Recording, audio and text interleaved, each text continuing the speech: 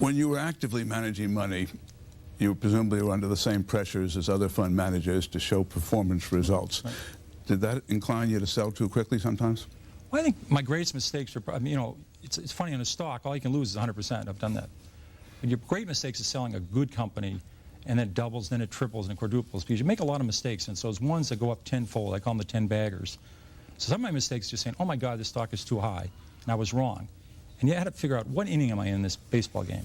I sold Toys R Us way too early. It went up 20-fold after I sold. I did the same thing at Home Depot. Those are probably my two greatest mistakes I ever made. When should you sell? Well, you ought to find out why you bought a stock. If you're saying it's a cyclical company and they're doing poorly and they're doing awful, you wait till things are getting better and they're doing terrific, and then you sell it. But with a growth company, you have to say, Walmart's case, 10 years after they went public, you could have bought the stock and made 500 times your money. You say, still are only in 15% of the United States. And they could say, why can't they go to 17? Why can't they go to 19? Why can't they go to 23? So for the next 4 decades, they went around the country. So you have to say to yourself, in this stock, I have a 10-year story, a 20-year story. You ought to be able to write that down and follow that. That's what I do with the company. And that's your decision. That's how you sell it. We have a novel element for many investors today in the trust issue. Yes. We also have security problems that we didn't traditionally have in America. Have they changed the way you pick and believe in stocks? No, you still buy a company, and you buy a company to grow. And if it's a textile company or it's an electronics company or a software company, you better understand what they do.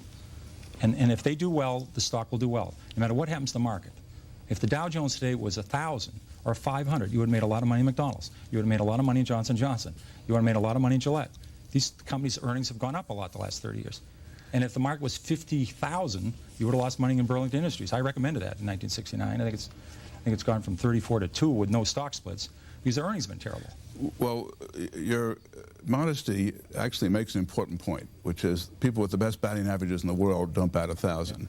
Yeah. I sometimes get angry mail, particularly during bear markets, saying so-and-so recommended such and such and it went down. Yeah. Well, how often did you come up with a clinker? Well, this is a funny business. You don't have to be right even 5 times out of 10. If the times you're right, you make a double and triple. It offsets all those times you lose 20 or 30%. So when you buy a stock, you ought to say to yourself, how much can I lose and how much can I make? And you ought to be able to make a lot. Because stocks are risky. I mean, look at how much we lost in AT&T. Look how much we lost in Xerox. These were quality companies. You know, you can lose a lot in a stock. So you got to say to yourself, how much can I make? Because I want to buy a stock, if I'm right, I'm going to make a double or triple. Does your own confidence ever get shaken?